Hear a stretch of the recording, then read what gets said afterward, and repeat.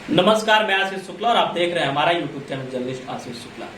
विगत दशकों में कुछ ऐसे मुद्दे हैं जिन पर लगातार परिचर्चाएं होती रहती हैं, वाद विवाद होते रहते हैं, लेकिन उसका कोई सुखद परिणाम हमारे सामने नहीं आता है। उन्हीं में से एक है लैंगिक समानता। जी हाँ, लैंगिक समानता का भी मुद्दा एक ऐसा है जिस पर बराबर संगोष्ठियां होती रहती हैं, शिक्षाविद बराबर बताते रहते हैं, समाज सुधारक बराबर इसमें लगे रहते हैं, प्रयासरत रहते हैं कि आखिर जो लैंगिक समानता है उसको समाज में लेकर आया जाए। लेकिन धरातल पर सतही रूप में ये लैंगिक समानता देखने को नहीं मिलता है। ये दुनिया भर में आज चर्चा का विषय है। 2020 को महत्वपूर्ण भी माना जा रहा है लैंगिक समानता के उद्देश्य से, क्योंकि बेजिंग घोषणा पत्र की 25वीं वर्षगांठ है और महिला सशक्तिकरण पर यह घोषणा पत्र अभी तक का सबसे महत्वपूर्ण दस्तावेज है। वैश्विक मंच पर बड़ा सवाल यही उभर कर आ रहा है कि ऐसे कौन से कारण हैं कि तमाम प्रयासों के बाद भी लैंगिक असमानता समाप्त करने की दिशा में कुछ ज्यादा हासिल नहीं हो पाया है। संयुक्त राष्ट्र के अस्थायी विकास लक्ष्यों में लैंगिक समानता भी शामिल है और दुनिया के 193 देशों में, जिसमें भारत भी शामिल है, इस पर हस्ताक्षर किया है। इसके अनुसार 2030 तक हर देश को अपने यहाँ लैंगिक असमानता को समाप्त करना है। विभिन्न अध्ययनों से यह बात निकलकर सामने आई है कि लैंगिक भेदभाव के बीच तो बालपन में ही बो दिए जाते हैं। इसमें प्रत्यक्ष भूमिका घर परिवार और अप्रत्यक्ष भूमिका विद्यालयों की होती है। तमाम तरीके के दावे आते हैं और तमाम तरीके के बड़े बड़े शिक्षाविदों के, लेखकों के, बड़े बड़े समाज सुधारकों के, विचारकों के लेख पढ़ने को बराबर मिलते हैं कि आखिर किस कारण जो समाज में हमारे लैंगिक समानता है वो अभी तक नहीं आ पाया, और वो पूरे प्रयासरत रहते हैं कि लैंगिक समानता को समाज में लेके आया जाए, क्योंकि लैंगिक असमानता कहीं ना कहीं जो भेदभाव है स्त्री और पुरुष का, आखिर हम 21वीं सदी में जी रहे हैं तो लैंगिक समानता नहीं होना चाहिए। लेकिन आप देखेंगे वही शिक्षाविद, वही बड़े बड़े समाज सुधारक, उनके ऊपर भी जब आती है, उनके परिवार के ऊपर भी आती है, तो कहीं ना कहीं लैंगिक असमानता से पूरी तरीके से ग्रस्त है। ये बिल्कुल सत्य है। मैं व्यवहारिक बात करूं, सामाजिक बात करूं, तो ये देखने को मिलता है कि जो बड़े बड़े दावे करते हैं, बड़े बड़े भाषण देते हैं, उनके परिवार में भी अगर कोई ऐसे केसेस आ जाते हैं जहां पे उनकी लड़की कुछ गलत करती है तो उसका जमकर विरोध होता है। लेकिन वही काम अगर कोई लड़का करता है तो उसको बचाने के लिए उनका परिवार पूरी तरीके से उस लड़के के साथ आ जाता है। ये वास्तविकता है हमारी, आपकी, हम सभी की, ये पूरे समाज की, यही सत्य है। जो लैंगिक समानता बराबर देखने को मिलता है कि लैंगिक समानता को लेकर तमाम तरीके से चीजें समाज में चल रही हैं, लेकिन वो उसका कोई सार्थक परिणाम नहीं मिलता है। और मिलेगा भी कैसे? क्योंकि हम बस प्रयास करते हैं, उसको सतही जीवन में उतारने की कभी कोशिश नहीं करते। या आखिर जो लैंगिक समानता होना चाहिए, 21वीं सदी में जो लैंगिक समानता आज पूरे समाज के लिए बहुत जरूरी है, वो कहीं ना कहीं उसको करने से होगा, हमको प्रयास करने से होगा कि हम जो स्त्री और पुरुष में भेदभाव है उसको मिटाने से होगा। बहुत सी चीजें हैं, बहुत सी बातें हैं, तमाम रिपोर्ट बराबर मैं पढ़ता रहता हूं। और मार्च 2020 में संयुक्त राष्ट्र विकास कार्यक्रम UNDP की report gender social norms index में 75 देशों में अध्ययन किया गया। इन देशों में विश्व की लगभग 80% आबादी बसती है और यह अध्ययन बताता है कि लैंगिक असमानता दूर करने के क्षेत्र में पिछले दशकों में हुई प्रगति के बावजूद अब भी 90% पुरुष और महिलाएं ऐसे हैं जो महिलाओं के खिलाफ किसी न किसी तरह के पूर्वाग्रह रखते हैं।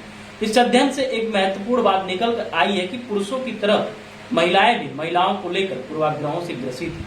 यह तथ्य हैरान करने वाला है और साथ ही साथ विचारणीय है कि क्योंकि महिलाएं स्वयं ही लैंगिक समानता के विरुद्ध खड़ी हैं। ग्लोबल एजुकेशन मॉनिटरिंग रिपोर्ट इस बात पर ठप्पा लगाती है कि इटली, स्पेन, अमेरिका जैसे देशों में भी महिलाओं को एक रूढ़िबद्ध तरीके से प्रस्तुत किया जाता है। महिलाओं को निरंतर परंपरागत रूप से दिखाने की प्रवृत्ति के चलते बाल मन में यह छवि बस जाती है कि महिलाओं का काम खाना बनाना और पुरुषों का काम घर से बाहर जाकर काम करना है। फिर यही सोच पीढ़ी दर पीढ़ी आगे बढ़ती रहती है और यह मानसिकता जितनी मजबूती से लड़कों को जगड़ती है उतना ही प्रभाव लड़कियों के मन मस्तिष्क पर पड़ता है। यही कारण है कि परिपक्व होने पर भी वे स्वयं न केवल इस लैंगिक असमानता को सहजता से स्वीकार कर लेते हैं, अपितु उस विचारधारा का भी अविभाज्य अंग बन जाते हैं जो यह मानती है कि स्त्री पुरुष से हर क्षेत्र में कम है। इस संपूर्ण सोच की प्रक्रिया को हम ब्राइट गर्ल इफेक्ट कहते हैं। हम इस तथ्य को अस्वीकार नहीं कर सकते क्योंकि पाठ्यक्रम की पुस्तकें बुद्धिजीवी वर्ग द्वारा लिखी जाती हैं, इसलिए उसमें अंकित सभी बातों का सर्वमान्य रूप से स्वीकार किया जाता है।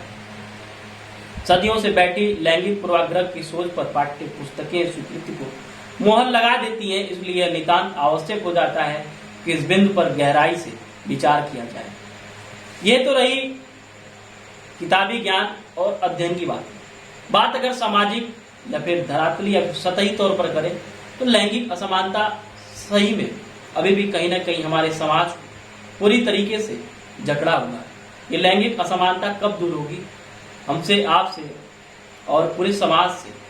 जब हम और आप प्रयास करेंगे तभी समाज में कहीं ना कहीं जो ये लैंगिक असमानता है वो दूर होगा। अब बराबर देखने को सुनने को मिलता है कि लड़के और लड़कियों के साथ भेदभाव होते हैं। अच्छे अच्छे परिवारों की मैं बात करूं और भारत ही नहीं अभी तो दुनिया के कोने कोने की बात की जाए तो जो लैंगिक असमानता है वो कहीं ना कहीं हमारे मन मस्तिष्क में अभी भी हावी है और अपना अमिट छाप छोड़ चुका है।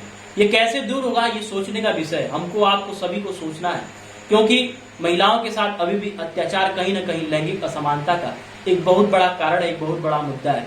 महिला सशक्तिकरण पूरी तरीके से तब तक सक्रिय नहीं होगा, तब तक धरातली नहीं दिखेगा जब तक लैंगिक असमानता दूर नहीं होगा। बात की जाए भारत की तो भारत शुरू से ही पुरुष प्रधान देश रहा है, लेकिन ये भारत की बात नहीं है। अगर आप प्राचीन इतिहास की बात करें तो कहीं ना कहीं हमारे यहाँ मात्र सत्तात्मक समाज था सिंधु घाटी सभ्यता में। तो धीरे धीरे चीजें बदलती गई और जो सत्ता का दायित्व तो माँ के पास होता था वो धीरे धीरे पिता के पास होता चला गया। ये इतिहास की बातें हैं, लेकिन आज हम 21वीं सदी में जी रहे हैं तो हमारा पूरा प्रयास रहना चाहिए कि सबसे पहले माता पिता अपने बच्चों को, जब वो बच्चे उनके अंदर सोच समझ का विकास होता है तो उनके मन मस्तिष्क में जो ये लैंगिक असमानता का भेदभाव है कहीं ना कहीं माता पिता ही बनते हैं। तो माता पिता को इस बात पर विचार करना चाहिए कि कभी भी बच्चे यानी लड़के और लड़कियों में भेदभाव न करें, क्योंकि जब वो विचार उनके मन मस्तिष्क में बचपन से ही पूरी तरीके से अपना घर बना लेता है तो वो चीजें बाद में भी जाती नहीं है। हर माँ बाप को प्रयास करना चाहिए कि जो ये बच्चे यानी लड़के और लड़कियों में जो भेदभाव है उस चीज को दूर करें, क्योंकि आज भी समाज में देखने को मिलता है कि एक वंश परंपरा की जो पीढ़ी दर पीढ़ी की हमारा वंश चलना चाहिए, तो उसमें कहीं ना कहीं लोग चाहते हैं कि हमारे वंश के लिए एक लड़का हो जाए।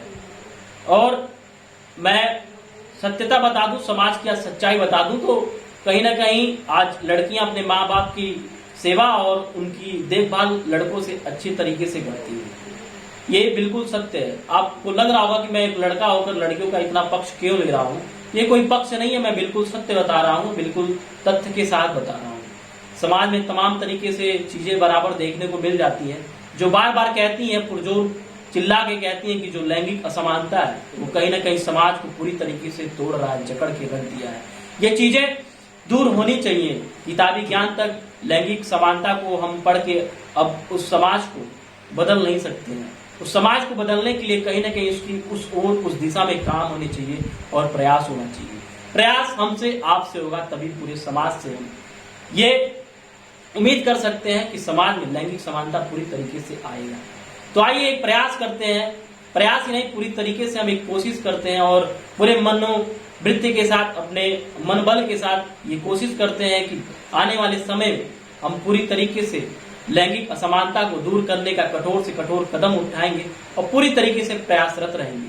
तभी जो ये लैंगिक समानता है वो हमारे समाज में आएगी, हम और आपके बीच आएगी, क्योंकि लैंगिक समानता को लाने के लिए हमारा आपका जगना बहुत जरूरी है।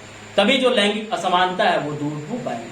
फिर मिलेंगे एक नए विचार के साथ, एक नए मुद्दे के साथ। और सबसे जरूरी बात, अभी तक अगर आप लोगों ने हमारा चैनल सब्सक्राइब नहीं किया तो सब्सक्राइब कर लें और जो बराबर में बेल आइकन है उसे जरूर दबाएं और अधिक से अधिक शेयर करें और कमेंट बॉक्स के माध्यम से अपना राय और सुझाव हमें अवश्य दें। इससे होता क्या है कि एक मनोबल मिलता है और आगे वीडियो बनाने के लिए बराबर एक उत्साह का काम करता है। फिर मिलेंगे एक नए विचार के साथ, एक नए मुद्दे के साथ। तब तक के लिए धन्यवाद। जय हिंद, जय भारत।